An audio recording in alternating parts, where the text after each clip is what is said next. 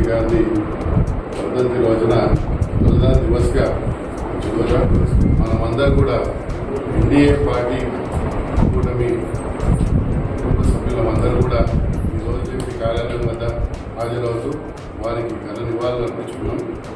వారు ఏదైతే ఆశయాలు నెరవేరాలనేసి ఆలోచన భారతీయ జనతా పార్టీని వారు జనసంఘంగా స్థాపించడం జరిగిందో అవే ఆశయాలని ముందుకు తీసుకువెళ్తూ ఏదైతే మొన్న జరిగిన ఎన్నికల్లో ప్రజలకు జరుగుతూ వెళ్ళి ఒక 60 రోజుల పాటు మీరందరూ కూడా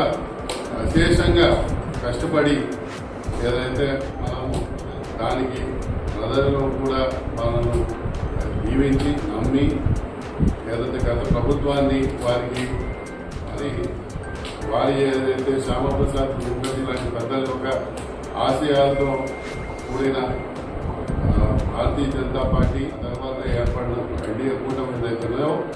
ప్రజలకు మేలు చేయాలి, ఒక నవనిర్మాణ సంఘాన్ని సమాజాన్ని మనం ఒక ఆలోచనతో మనకందరికీ కూడా ఒక బాధ్యత వారు అప్పగించడం జరిగింది. ఆ బాధ్యతను అంతా కూడా మీరు మళ్ళీ ఇంకా అదే ప్రజల చెంత వెళ్ళి వారి ఏదైతే సమస్యలున్నా ఈ ప్రాంత అభివృద్ధికి వారి అవసరాలున్నా కూడా అవన్నీ కూడా వారి మీ ద్వారా పార్టీ పెద్దల దగ్గరికి మన దగ్గరికి తీసుకొస్తే ఖచ్చితంగా అవన్నీ కూడా మనం నెరవేర్చి మనం నిలబెట్టుకుంటూ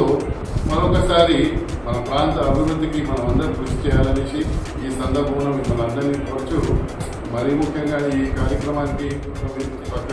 పక్షాన వచ్చిన సభ్యులందరికీ కూడా రాజంపేట భారతీయ జనతా పార్టీ జిల్లా తరఫున పేరున కృతజ్ఞతలు చేస్తూ